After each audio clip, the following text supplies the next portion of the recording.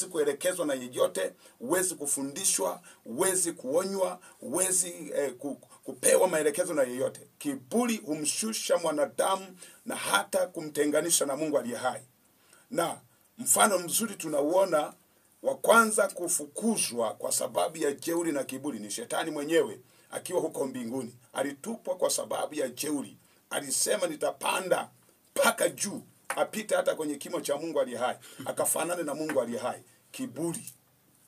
Na inawezekana wewe ni miongoni mwa hao watu kwa sababu na fedha zimekufanya uote kiburi. Lakini mwingine pengine ni miongoni mwa hao, wewe una kiburi kwa sababu hauna fedha, kwa hiyo umeamua pia kuwa jeuri. Wote inawezekana. Kuna mwingine mwenye fedha anakuwa na kiburi, kuna mwingine hana fedha anakuwa na kiburi na anaonyesha jeuri. Lakini yote kwa yote, kubali kubadilika, unyenyekee mbele za Mungu. Tabu yako Mungu anaweza kuiondoa kwa sababu atakuwa pamoja na wewe. Yeye atakuwa anashuhudia tabu yako na wala hatapenda uendelee kuonekana ukionewa na adui ibilisi Shetani. Lakini kiburi kinaweza kuwa mlango wa Shetani kukushambulia. Kwa hiyo ukitaka Mungu atembee na wewe, ukitaka Mungu ambatane na wewe, nyenyekea mbele za Mungu. Uwe mnyenyekevu. Maana Mungu anasema huwapa neema wanyenyekevu. Neema ziko za namna mbalimbali. Kuna neema ya wokovu anakupatia. Kuna neema ya kukusaidia wakati wa mahitaji. Kuna neema ya kukuzuia kutenda ubaya, ubaya na tamaa za kidunia za kila namna. Lakini ni wewe tu kukubali kunyenyekea. Ni kuombe unyenyekee jioni ya leo. Kubali kunyenyekea.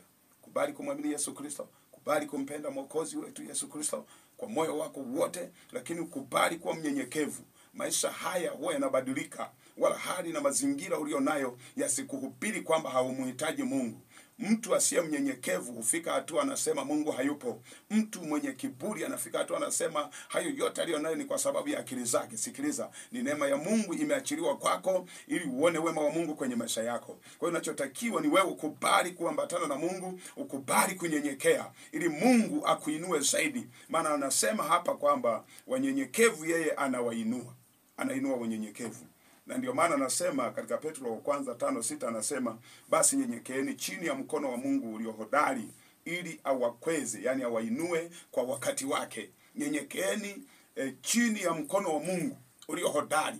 Mkono wa Mungu unaweza ndani yake, una mamlaka ndani yake ya kutenda, una mamlaka ya kuponya, una mamlaka ya kuinua, una mamlaka ya kuwatoa watu mahali pa utelezi, una mamlaka ya kuwatoa watu kwenye laana. Mkono wa Mungu aliye hai. Na ndio maana anasema nyenyekeeni chini ya mkono wake ulio hodari ili awakweze, awainue kwa